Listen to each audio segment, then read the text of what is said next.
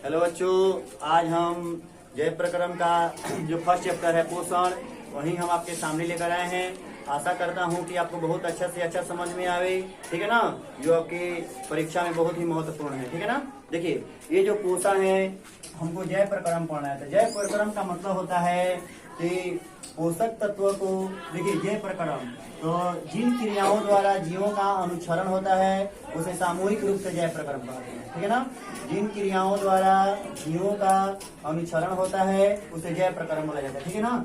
तो जय प्रकरण के हिस्सों का नाम पूछेगा, तो जय प्रकरण के हिस्सों का नाम हो जाएगा पोषण, उसके बाद से श्वसन, उसके बाद से बोलिएगा परिवहन, उसके बाद से उत्सर्जन, और भी है नियंत्रण, समन्वय है, जनन है।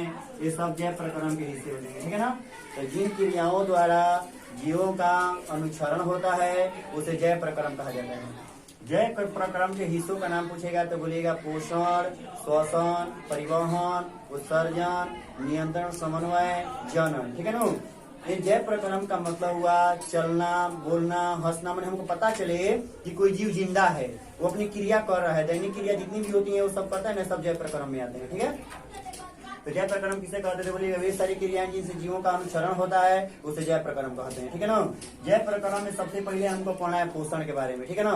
तो बोलिएगा, मान लीजिए हमको पोषण पढ़ना है तो कहिएगा पोषक तत्वों को ग्रहण करने की विधि को पोषण कहा जाता है, ठीक है ना। पोषक तत्व को ग्रहण करने की विधि को पोषण कहते हैं। पोषण जो होता है हमारे शरीर में, पोषक तत्व जो होते हैं वो 5 होते हैं। पोषक तत्व जो होते हैं हमारे शरीर में बोला जाएगा पोषक तत्व। पोषक तत्व हमारे शरीर में कितने होते हैं? 5 होते हैं, ठीक है ना। एक नंबर में आ जाएगा, मान लीजिए कि हम लोग कार्बोहाइड्रेट खाते हैं, कार्बोहाइड्रेट। 2 नंबर में विटामिन, 3 नंबर में लिखिएगा वसा, 4 नंबर में बोलिएगा कार्बोहाइड्रेट, विटामिन, वसा, उसके बाद से जल और खनिज लवण,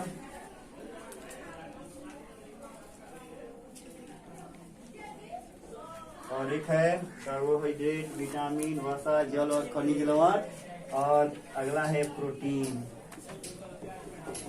ठीक है। हमारे शरीर में जो पोषक तत्व होते हैं वो 5 होते हैं। 1 नंबर में कार्बोहाइड्रेट, 2 नंबर में विटामिन, 3 नंबर में वसा, जल और खनिज लवण, प्रोटीन। हम जो भी भोजन करते हैं तो हम भोजन करते हैं पोषक तत्वों के लिए। हमारे शरीर में जो पोषक तत्व होते हैं वो 5 होते हैं।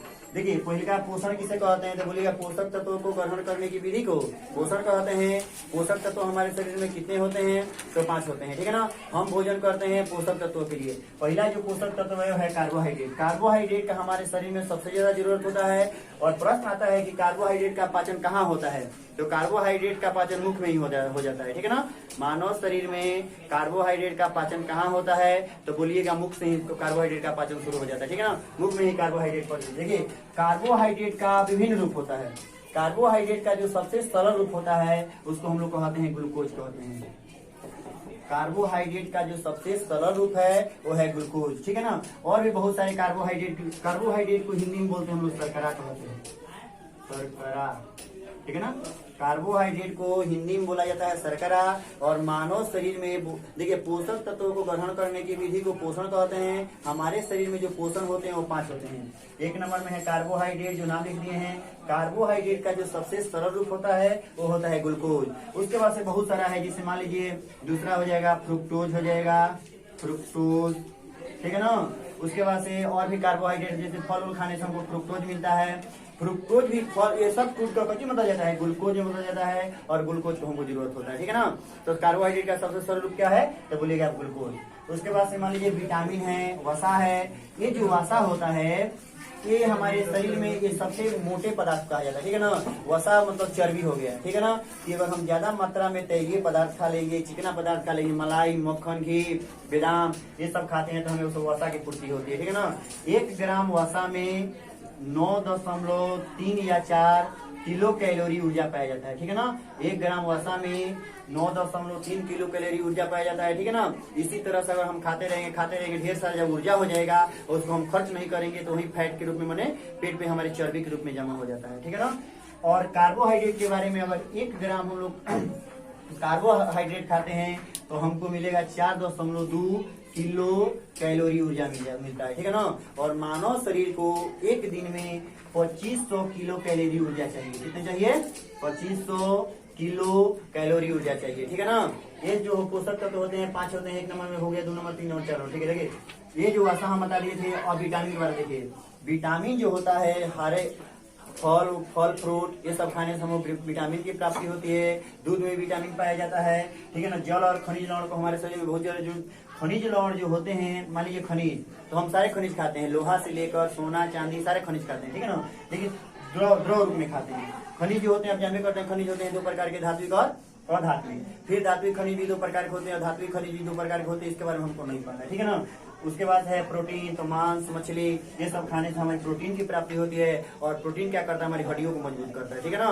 प्रद दिया जाएगा कार्बोहाइड्रेट का सरल रूप क्या हो जाएगा? तो क्या बोलिएगा? ग्लूकोज बोलिएगा, ठीक है ना। उसके बाद फल खाने से क्या मिलता है? तो फल खाने से क्या मिलता है? फ्रुक्टोज मिलता है, ठीक है ना। फल अंगूर ये सब खाने से हमको फ्रुक्टोज मिलता है। और फ्रुक्टोज भी टूट के कटी बदल जाता है ग्लूकोज में। मनुष्य को एक दिन में कितना कैलोरी ऊर्जा चाहिए? 2500, ठीक है ना। 1 ग्राम कार्बोहाइड्रेट में कितना ऊर्जा रहता है? तो क्या बोलिएगा? 4.2 किलो। वसा में कितना रहता है? तो 9.3 किलो कैलोरी ऊर्जा रहता है, ठीक है ना। अब देखिए पोषण के बारे में, ये तो हो गया मान लीजिए। तो देखिए पोषक तत्व हम पढ़ाएं अभी। पोषक तत्व हमारे शरीर में 5 हो गए। पोषण, पोषक तत्वों को ग्रहण करने की विधि को पोषण कहा जाता है। पोषण जो होते हैं, पोषण ये 2 प्रकार के होते हैं। पोषण जो होता है कितने प्रकार के? 2 प्रकार के। 1 नंबर में होता है स्व पोषण और 2 नंबर में होता है और पोषण, ठीक है ना। तो स्वपोषण माने वैसे जीव जो अपना भोजन स्वयं बनाते हैं। चाहे स्वपोषण जिन जीवों में हो जाता है उनको स्वपोषी कहते हैं। स्वपोषण जिन जीवों में होता है उनको स्वपोषी बोला जाता है। क्या बोला जाता है? स्वपोषी। और परपोषण जिन जीवों में होता है उनको बोला जाता है परपोषी, ठीक है। तो अब दिया जाएगा कि स्वपोषण या स्वपोषी किसे कहते हैं, ठीक है ना। तो बोलोगे वैसे जीव जो अपना भोजन स्वयं बनाते हैं उन्हें स्वपोषी कहते हैं। और वैसे जीव जो भोजन के लिए माने खाद्य पोषक तत्वों के लिए दूसरे जीवों पर निर्भर होते हैं उनको परपोषी कहते हैं। जो जीव अपना भोजन स्वयं बनाते हैं या जो भोजन के लिए किसी दूसरे जीव पर निर्भर नहीं रहते हैं उनको स्वपोषी कहते हैं। और वैसे जीव जो भोजन के लिए दूसरों पर निर्भर होते हैं उनको परपोषी बोला जाता है, ठीक है ना। तो स्वपोषी हम लोग तो नहीं होंगे क्योंकि हम दाल चावल कुछ के लिए, नमक के लिए माने समुद्र पर निर्भर हैं, दाल चावल के लिए खेतों पर निर्भर है, माने पौधों पर निर्भर हैं, माने कोई भी ऐसा पदार्थ नहीं जो हम खुद बनाते हैं, ठीक है ना। तो हम क्या हुए? तो हम लोग हुए परपोषी हो गए। परपोषण तो बताइए दिए। परपोषी जिन देखो, परपोषण जिन जीव होता है उनको परपोषी कहते हैं। परपोषी को अंग्रेजी परपोषी को दूसरे नाम विषमपोषी भी कहते हैं। इसको अंग्रेजी में हेटेरोट्रॉफ बोला जाता है, ठीक है ना। स्वपोषी, तो स्वपोषी का मतलब जो जीव अपना भोजन स्वयं बनाते हैं या पोषक तत्वों के लिए दूसरों पर निर्भर नहीं रहते हैं उनको स्वपोषी कहते हैं। स्वपोषी हरे पेड़ पौधों में होता है। स्वपोषी को अंग्रेजी में हेटेरोट्रॉफ बोला जाता है, ठीक है ना। इसको थोड़ा आप लोग नोट करिए, उसके बाद से फिर हम आगे लिखते हैं। देखिए स्वपोषी और परपोषी के बारे में आप जानेंगे, ठीक है ना।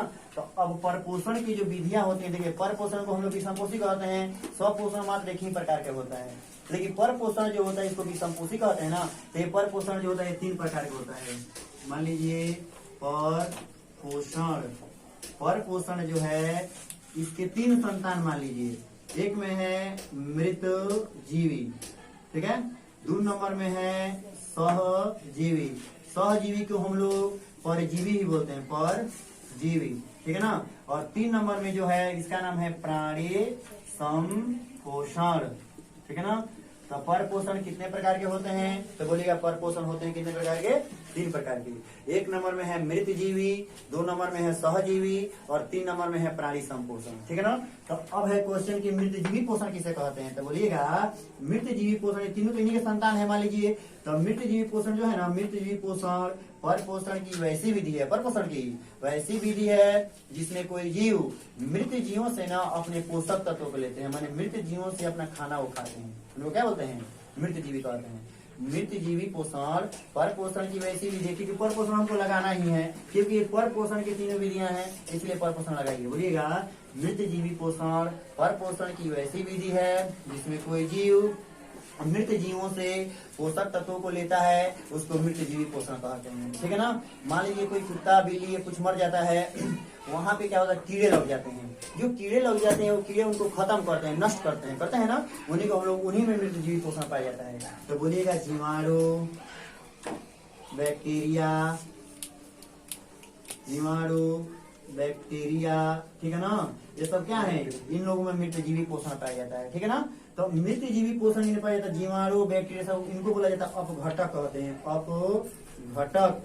इनको अपघटक इसलिए बोला जाता है क्योंकि ये खराब चीजों को, सड़े गले चीजों को क्या करते हैं, खत्म कर देते हैं। ठीक है ना। तो अपघटक वैसे जीवों को बोला जाता है, अपघटक बोलिएगा वैसे जीवों को बोला जाता है कि जो सड़े गले पदार्थों क्या करते हैं, नष्ट कर देते हैं, खत्म कर देते हैं, उनको क्या बोलते हैं, अपघटक कहते हैं। ठीक है ना। देखिए अब है यहाँ पे कौन है आपको सहजीवी या परजीवी पोषण के बारे में। तो बोलिएगा कि सहजीवी पोषण पर पोषण की वैसी विधि है, पर पोषण की वैसी विधि है जिसमें कोई जीव दूसरे जीव के अंदर या बाहर रहकर पोषक तत्वों को लेता है। देखिए सहजीवी माने देखिए सहजीवी का मतलब है या परजीवी, पर का मतलब हुआ दूसरा, जीवी माने दूसरे से जो अपना भोजन लेता है। ठीक है ना, उनको परजीवी कहते हैं। तो बोलिएगा परजीवी पोषण या सहजीवी पोषण पर पोषण की वैसी विधि है जिसमें कोई जीव दूसरे जीव के अंदर या बाहर रहकर पोषक तत्वों को लेता है, उसको परजीवी या सहजीवी पोषण कहते हैं। ठीक है ना। तो परजीवी या सहजीवी जो पोषण होता है, अगर पौधा का नाम बोलेगा तो बोलिएगा अमरबेल। अमरबेल एक ऐसा पौधा है ना कि किसके पास क्लोरोफिल नहीं होता है। ठीक है। तो एक क्या करता है, हरे पेड़ पौधों में लिपट कर उन्हीं से भोजन को लेता है, तो इसलिए इसको बोले हम, इसमें होता है परजीवी पोषण। उसके बाद मनुष्य में आ जाएगा तो हमारे बालों में जू होता है ढील, वो हम ही से रक्त को लेता है, खून लेता है ना हमसे, तो भी क्या हो जाएगा, परजीवी, क्योंकि हमारे शरीर के बाहर रहकर और हम ही से न पोषक तत्वों को लेता है, तो जू भी हो जाएगा। उसके बाद से आप बताइए अपने मन से, तो मान लीजिए जोक जो नदी में रहता है, नदी तालाब पोखरा में रहता है, तो जोक भी हो जाएगा, ये भी परजीवी हो जाएगा। उसके बाद से और भी मच्छर जो है ये भी हम ही से छू लेता है, ये भी परजीवी हो जाएगा, परजीवी या सहजीवी हो जाएगा। ठीक है ना। तो परजीवी या सहजीवी के अनुसार बोले पूछा जाएगा तो बोलिएगा परजीवी या सहजीवी पोषण पर पोषण की वैसी विधि है जिसमें कोई जीव दूसरे जीव के अंदर या बाहर रहकर पोषक तत्वों को लेता है, उसको क्या बोलते हैं हम लोग, परजीवी कहते हैं। 3 नंबर में है प्राणी संपोषण। तो बोलिएगा ये तीनों इन्हीं के पुत्र हैं, तो बोलिएगा प्राणी संपोषण जो है वो पर पोषण की वैसी विधि है, पर पोषण की वैसी विधि है जिसमें कोई जीव, ठीक है ना, जिसमें कोई जीव पोषक तत्वों को ना ठोस, तरल और गैस तीनों रूप में ग्रहण करता है, ठोस, तरल और गैस तीनों रूप में ग्रहण करता है, उसको क्या बोलते हैं हम लोग, तो उसको हम बोलते हैं प्राणी संपोषण। तो बोलिए प्राणी संपोषण होता किसमें है, तो मान लीजिए हम ही लोग में है, तो हम लोग भोजन करते हैं वो ठोस, तरल और गैस तीनों रूप में ग्रहण करते हैं। जैसे मान लीजिए रोटी खाते हैं हम लोग, ये रहता है ठोस रूप में। ठीक है। हम लोग पानी पीते हैं, ये रहता है द्रव रूप में। जो हम ऑक्सीजन लेते हैं या कार्बन डाइऑक्साइड छोड़ते हैं, ये रहता है गैस के रूप में। ठीक है ना। तो मनुष्य में जो होता है वो बोलिएगा प्राणी संपोषण होता है। एक ऐसा एक कोशिकीय जीव जैसे अमीबा है ना, तो अमीबा में जो पर प्राणी संपोषण पाया जाता है अमीबा में, क्योंकि अमीबा भी जो होते हैं ना, ये ठोस, तरल और गैस तीनों रूप में ग्रहण करते हैं। जैसे कि मान लीजिए अमीबा में कोई शैवाल, किसी का भी टुकड़ा पाया जाएगा, वो क्या कहता है, अमीबा कोई निश्चित आकृति नहीं होती है। ठीक है ना। ये जिसके माध्यम से भोजन लेता है इसको कहते हैं कूटपाद। अभी अमीबा के बारे में थोड़ी देर बाद बताएंगे हम। तो देखिए प्राणी संपोषण, तब प्राणी संपोषण पर पोषण की वह विधि है जिसमें कोई जीव ठोस, तरल और गैस तीनों रूप में भोजन को लेता है, उसको प्राणी संपोषण कहते हैं। ठीक है ना। प्राणी संपोषण जितने सारे जीव हैं प्राणी संपोषण होता है। मनुष्य हो गया, बकरी हो गई, गाय हो गया, इस सब क्या होता है, तो प्राणी संपोषण होता है। ठीक है ना। अब हमको देखना है पेड़ पौधों के बारे में। ठीक है ना। तो पेड़ पौधे जो होते हैं, देखिए पेड़ पौधे के बारे में,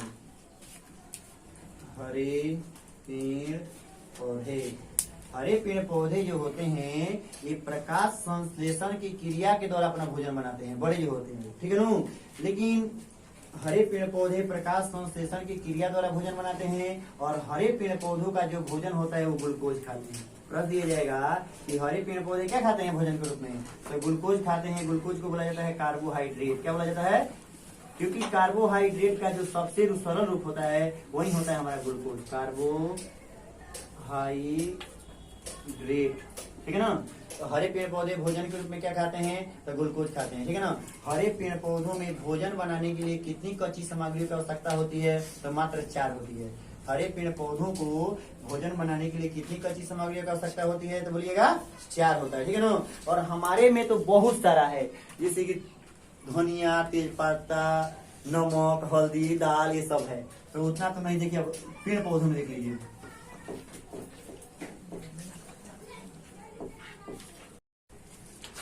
देखिए, हरे पेड़ पौधे भोजन बनाने के लिए कितनी कच्ची सामग्री की आवश्यकता मैंने लेते हैं, तो बोलिएगा हरे पेड़ पौधे है ना, हरे पेड़ पौधे, तो हरे पेड़ पौधे भोजन बनाने के लिए मात्र 4 कच्ची सामग्री की आवश्यकता होती है। ठीक है, एक नंबर में जो है वो क्लोरोफिल है, क्लोरोफिल। उसके बाद से 2 नंबर में मान लीजिए कि जल और खनिज लवण है, जल और खनिज लवण, ठीक है ना। 3 नंबर में बोलिएगा क्लोरोफिल, क्लोरोफिल तो लिखिए जी।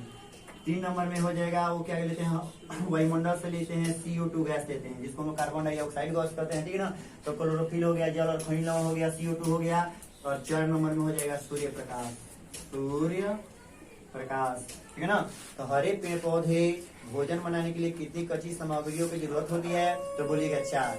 1 नंबर में बोलिए क्लोरोफिल, तो क्लोरोफिल तो उनकी पत्तियां में रहता है क्योंकि पेड़ पौधे हरे होते हैं क्लोरोफिल के कारण। 2 नंबर में होता है जल और खनिज लवण, तो ये जड़ जो होती है ना, जड़ से ये मिट्टी से जल और खनिज लवण को खींचते हैं। 3 नंबर में होता है वायुमंडल से CO2 गैस ले लेते हैं, और सूर्य से सूर्य प्रकाश लेते हैं, ठीक है ना। तो इन्हीं 4 25 सामग्रियों का प्रयोग करके ये भोजन बनाते हैं। तो इनका जो भोजन बनता है वो होता है ग्लूकोज। पेड़ पौधे भोजन के रूप में क्या खाते हैं, ग्लूकोज खाते हैं। और इनकी जो रसोई घर है वो कहाँ होती है, तो बोलिएगा पत्तियों में। पेड़ पौधों का रसोई घर पत्तियों में, ठीक है ना। पत्तियों में छोटे छोटे रंध्र पाए जाते हैं, छिद्र पाए जाते हैं, जिसको हम लोग कहते हैं अस्टोमटा कहते हैं, अस्टोमटा अंग्रेजी में, और हिंदी में बोला जाता है रंध्र कहते हैं, ठीक है ना। 1 नंबरिया में क्वेश्चन आता है कि पेड़ पौधों के पत्तियों में पाए जाने वाले छोटे छोटे छिद्र को क्या कहते हैं, तो क्या कहते हैं हम लोग, अस्टोमटा कहते हैं या रंध्र कहते हैं, ठीक है ना। पेड़ पौधे भोजन बनाने के लिए जो 4 कच्ची सामग्रियों की आवश्यकता होती है, उन्हें वो कहाँ से प्राप्त करते हैं, तो बोलिएगा पेड़ पौधे 4 कच्ची सामग्री की जो आवश्यकता होती है निम्नलिखित स्थानों से प्राप्त करते हैं। अब लिख दीजिएगा क्लोरोफिल, तो क्लोरोफिल को कहाँ से प्राप्त करते हैं, तो बोलिएगा पत्तियों से। क्लोरोफिल को पत्तियों से। जल और खनिज लवण को तो जड़ से यानी कि मिट्टी से। कहाँ से, मिट्टी से। उसके बाद CO2 गैस, तो इसको लेते हैं वो लोग वायुमंडल, वायुमंडल से लेते हैं। और सूर्य प्रकाश को वो लोग सूर्य से लेते हैं, ठीक है ना। इन्हीं 4 25 सामग्रियों को प्रयोग करके अपना भोजन बनाते हैं, तो उनका भोजन ग्लूकोज होता है, ठीक है। लघु तरीके में क्वेश्चन आता है कि प्रकाश संश्लेषण, ठीक है ना। तो पेड़ पौधे जो भोजन बनाते हैं किस क्रिया के द्वारा, तो बोलिएगा पेड़ पौधे जो भोजन बनाते हैं वो प्रकाश संश्लेषण की क्रिया के द्वारा पेड़ पौधे अपना भोजन बनाते हैं, ठीक है ना। क्रिया का नाम पूछेगा तो बोलिएगा प्रकाश संश्लेषण। प्रकाश संश्लेषण का मान शॉर्टकट में आंसर होगा ना कि पेड़ पौधे के भोजन संश्लेषण करने की प्रक्रिया को हम लोग प्रकाश संश्लेषण कहते हैं। लेकिन इसका लॉन्ग आंसर चाहिए तो बोलिएगा हरे पेड़ पौधे सूर्य प्रकाश की उपस्थिति में, सूर्य प्रकाश की उपस्थिति में मिट्टी से बोलिएगा जल और खनिज लवण को लेकर, वायुमंडल से CO2 लेकर और क्लोरोफिल की सहायता से भोजन का संश्लेषण करते हैं, जिसको हम लोग प्रकाश संश्लेषण कहते हैं। एक बार और देख लीजिए, बोलिएगा हरे पेड़ पौधे सूर्य प्रकाश की उपस्थिति में मिट्टी से जल और खनिज को लेकर, वायुमंडल से CO2 गैस लेकर, क्लोरोफिल की सहायता से अपने भोजन का संश्लेषण करते हैं, जिसको हम लोग क्या बोलते हैं, प्रकाश संश्लेषण कहते हैं, ठीक है ना। प्रकाश संश्लेषण का सूत्र आता है तो बोलिएगा 6CO2 प्लस 12H2O। एरो ऊपर होता है सूर्य प्रकाश की सहायता से, सूर्य प्रकाश की मदद लेते हैं हम लोग, और क्लोरोफिल की मदद लेते हैं, क्लोरोफिल की सहायता से उनका भोजन जो बनता है वो ग्लूकोज बनता है ना। तो ग्लूकोज का सूत्र होता है C6H12O6 plus 6H2O2 plus 6H2O। सही है, गलती नहीं। देखिए पेड़ पौधों में जो प्रकाश संश्लेषण की क्रिया होती है वो पत्तियों में होती है, ठीक है ना। तो पत्तियों को बोला जाता है कि प्रकाश संश्लेषी अंग बोला जाता है, ठीक है ना। प्रकाश संश्लेषी अंग पत्तियों को बोला जाता है, ठीक है ना। क्वेश्चन आता है लघुत्तरीय में कि प्रकाश संश्लेषी अंग पत्तियों को क्यों बोला जाता है, तो बोलिएगा कि पत्तियों को प्रकाश संश्लेषी अंग इसलिए बोला जाता है क्योंकि प्रकाश संश्लेषण की जो क्रिया पूर्ण होती है वो पत्तियों में ही होती है, इसलिए पत्तियों को बोला जाता है प्रकाश संश्लेषी अंग बोला जाता है। पत्तियों में भोजन का निर्माण कहाँ, पेड़ पौधों में भोजन का निर्माण कहाँ होता है, तो बोलिएगा पत्तियों में होता है। पेड़ पौधे भोजन के रूप में क्या खाते हैं, ग्लूकोज खाते हैं। पेड़ पौधों की पत्तियों में पाए जाने वाले सूक्ष्म छिद्र को क्या बोला जाता है, तो स्टोमाटा कहिएगा। मानव शरीर में कितने पोषक तत्व पाए जाते हैं, तो बोलिएगा 5 पोषक तत्व पाए जाते हैं। उसके बाद फिर कार्बोहाइड्रेट का जो सबसे सरल रूप क्या होता है, तो आप बोलिए ग्लूकोज होता है, ठीक है ना। उसके आगे आपको पढ़ना है, देखिए अब हमको पढ़ना है कि मनुष्य में पोषण की जो प्रक्रिया, ठीक है ना। तो मनुष्य में जो पोषण की जो प्रक्रिया होती है ये मुंह से शुरू होकर यहाँ पे बड़ी आंत के मल द्वार तक ले जाता है। बड़ी आंत के मल द्वार तक ले ये पोषण की प्रक्रिया जाके पूर्ण होती है, ठीक है ना। तो आहार नाल की जो लंबाई देगा कि आहार नाल की लंबाई कितनी होती है, तो बोलिएगा आहार नाल की लंबाई होती है 8 से 10 मीटर। आहार नाल की जो सबसे लंबे भाग होते हैं उनको हम लोग क्या कहते हैं, तो छोटी आंत कहते हैं, ठीक है ना। तो छोटी आंत के बारे में बाद में पढ़ना है। पहले देखिए, पहले हमको पढ़ना है आहार नाल के बारे में। आहार नाल की लंबाई होती है 8 से 10 मीटर। आहार नाल के भाग का नाम पूछेगा तो आहार नाल में पहला होता है मुख गुहा है, मुख है ना, मुख गुहा आहार नाल का जो पहला भाग है। अब मुख गुहा से नीचे यहाँ पे आएंगे तो यहाँ पे दुगो एथी होता है, नली होता है, जिसको बोलते हैं हम लोग ग्रास नली। एक होता है मली, ग्रास नली को हम लोग भोजन नली कहते हैं, ठीक है ना। ग्रास नली को बोला जाता है भोजन नली, ठीक है ना। एक और होता है जिसको कंठ द्वार बोला जाता है, कंठ द्वार, ठीक है ना, जिससे सिर्फ हवा जाता है और हवा जाता है फेफड़ा में बढ़ जाता है, ठीक है ना। तो ग्रासन नली हो गया, मुख गुहा ग्रास नली। उसके बाद से भोजन जाता है अमाशय में, अमाशय के बाद से छोटी आंत, और छोटी आंत के बाद से हो जाएगा बड़ी आंत। तो प्रश्न दिया जाएगा कि आहार नाल के भागों का नाम बताएं, तो आहार नाल के भाग का नाम हो जाएगा मुख गुहा, ग्रास नली, वायु नली। उसके बाद से होगा अमाशय हो जाएगा, छोटी आंत हो जाएगा, बड़ी आंत हो जाएगा। आहार नाल का जो सबसे लंबा भाग होता है उसको क्या बोला जाता है, तो बोलिएगा आहार नाल के सबसे लंबे भाग को छोटी आंत कहते हैं। आहार नाल की लंबाई कितनी होती है, तो आहार नाल की लंबाई होती है 8 से 10 मीटर होती है। अब हमको मुख गुहा में पढ़ना है। मुख गुहा में हमारा दांत होता है, दांत के पास एक मांसल जीभ होता है, जीभ के ऊपर छोटी छोटी बिंदी पाई जाती है जिसको स्वाद कलिका कहते हैं। इसमें लार ग्रंथियां होती है। तो इसके बारे में देखिए, सबसे पहले हमको देखना है कि स्वाद कलिका के बारे में। स्वाद कलिका,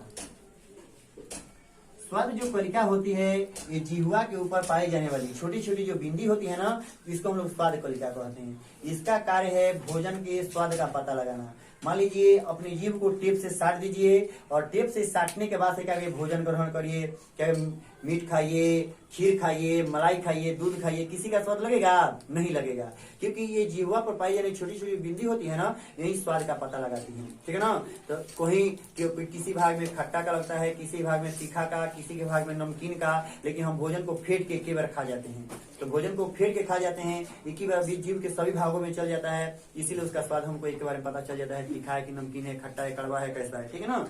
तो स्वाद कलिका के बारे में जिह्वा के ऊपर पाई जाने छोटी छोटी जो संरचना होती है इसको स्वाद कलिका कहते हैं, ठीक है ना। उसके बाद से हमको पढ़ना है इसके बारे में। देखिए लार ग्रंथि के बारे में, लार ग्रंथि, ठीक है ना। ये जो लार ग्रंथियां हैं, हमारा मुख हमेशा गीला रहता है, किसके कारण? तो बोलिएगा लार के कारण। मुख हमेशा गीला रहता है, किसके कारण? लार के कारण, ठीक है ना। लार ग्रंथियां हमारे मुख में कितनी होती हैं? तो वो होती हैं 6 गो, लेकिन ये जोड़े के रूप में रहती हैं, इसलिए कहा जाता है कि लार ग्रंथियां कितनी होती हैं? तो 3 जोड़ी होती हैं। पहला लार ग्रंथि का नाम है सबमैंडिबुलर। पहला लार ग्रंथि का नाम है सबमैंडिबुलर, दूसरा का नाम है पैरोटिड, और तीसरा लार ग्रंथि का नाम है सबलिंगुअल। सबलिंगुअल लार ग्रंथियां मानव मुख में कितनी होती हैं? तो बोलिएगा 3 जोड़ी होती हैं, माने 6 गो। पहला का नाम है सबमैंडिबुलर लार ग्रंथि, दूसरा का नाम है पैरोटिड, और तीसरा का नाम है सबलिंगुअल, ठीक है ना। और हमारे लार में लाइपेज नामक एंजाइम पाया जाता है, ठीक है ना। हमारे लार में लाइपेज नामक एंजाइम पाया जाता है। और मनुष्य में भोजन का पाचन जो कहाँ से शुरू हो जाता है, तो मुख से शुरू हो जाता है। और खत्म कहाँ हो जाता है, तो बोलिएगा छोटी आंत के इलियम में होता है। आहार नाल के सबसे लंबे भाग को क्या कहते हैं, छोटी आंत कहते हैं। आहार नाल की लंबाई कितनी होती है, तो क्या बोलिएगा 8 से 10 मीटर होती है, ठीक है ना। आहार नाल के हिस्सों का नाम पूछेगा तो जो हम लिखे हैं उसको बता दीजिएगा। मुख गुहा से लेकर छोटी आंत, बड़ी आंत, अमाशय, ये सब बोलिएगा आहार नाल के हिस्से हैं, ठीक है ना। स्वाद कलिका, तो जीवा और पाए जाने छोटी छोटी संरचनाएं हम लोग क्या बोलते हैं, स्वाद कलिका। लाल ग्रंथियां कितनी होती हैं, 3 होती हैं। अब हमको पढ़ना है दांत के बारे में। देखिए दांत के बारे में, ये जो दांत होता है,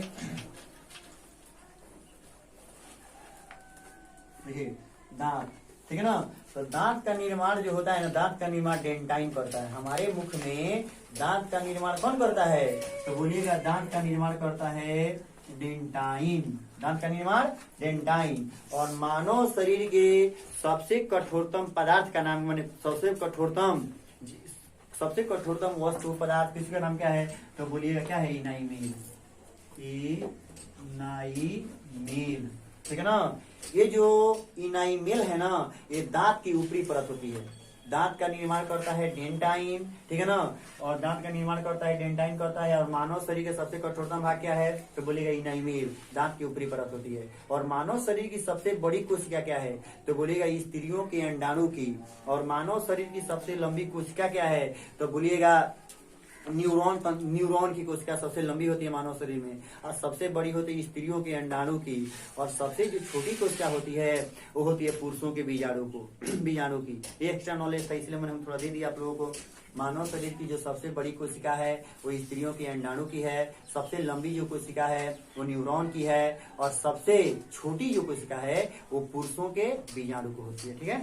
देखिए यहाँ पे दांत का निर्माण डेंटाइन करता है। और सबसे कोमल जो हमारे शरीर में हड्डी होती है, ठीक है ना, ये कान की हड्डी है, इसको हम लोग स्टेपी बोलते हैं। और सबसे लंबी हमारी हड्डी पाई जाता है तो जांघ की हड्डी, जिसको हम लोग फीमर कहते हैं, ठीक है ना। देखिए दांत डेंटाइन करता है। हमारे मुख में ये दांत जो उगते हैं ना, दो प्रकार के उगते हैं, ठीक है ना। एक होता है अस्थाई दांत, एक होता है अस्थाई दांत, ठीक है ना। एक होता है अस्थाई दांत, ठीक है ना। दूसरा होता है अस्थाई दांत, ठीक है ना। तो जो अस्थाई दांत, ये जो जन्म के आधार पर दांत होते हैं 2 प्रकार के, अस्थाई और अस्थाई दांत, ठीक है ना। तो अस्थाई दांत ये हम मर जाते हैं तब तक ले हमारे मुख में रहता है, ठीक है ना। लेकिन जो अस्थाई दांत होता है इसको बोलते हैं मिल्क टीथ बोला जाता है, यानी कि दूधा का दांत बोला जाता है, ठीक है ना। इसको बोला जाता है मिल्क टीथ, यानी कि दूधा का दांत। हम लोग 5 साल की आयु तक ले जब जाते हैं ना, तो ये दांत क्या होता है, झड़ जाता है। उसके बाद से जो दांत जमता है उसको अस्थाई दांत कहते हैं। तो जन्म के आधार पर दांत देगा कितने प्रकार के होते हैं, तो जन्म के आधार पर दांत होते हैं 2 प्रकार के, अस्थाई और अस्थाई दांत। हमारे मुख में 32 दांत होते हैं। और ये जो दांत होते हैं ये 4 प्रकार के होते हैं। दांत हमारे मुख में 32 दांत होते हैं। और दांत कितने प्रकार के होते हैं, तो आप बोलिएगा दांत 4 प्रकार के होते हैं, ठीक है ना। 1 नंबर में होता है इंसाइजर, मतलब अंग्रेजी में है इंसाइजर। 2 नंबर में है कैनाइन, 3 नंबर में होता है प्रीमोलर। और 4 नंबर में हम कहते हैं मोलर, ठीक है, मोलर, ठीक है। मानव मुख में दांत कितने प्रकार के होते हैं, तो मानव मुख में दांत होते हैं 4 प्रकार के। 1 नंबर में है incisor, canine, premolar, molar. Incisor को कर्तनक बोला जाता है, कृतंक, चाहे कृतंक बोलिए, ठीक है ना। उसके बाद से जो इसको बोलते हैं कैनाइन को भेदक,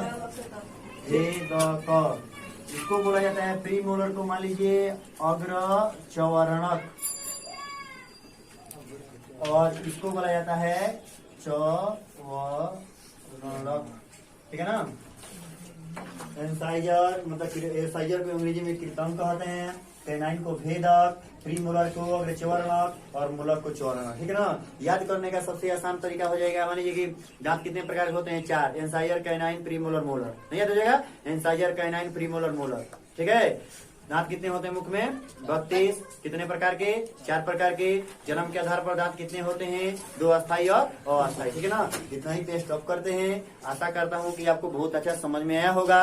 इसका नेक्स्ट वीडियो अगले पार्ट में बनाया जाएगा। ठीक है, धन्यवाद।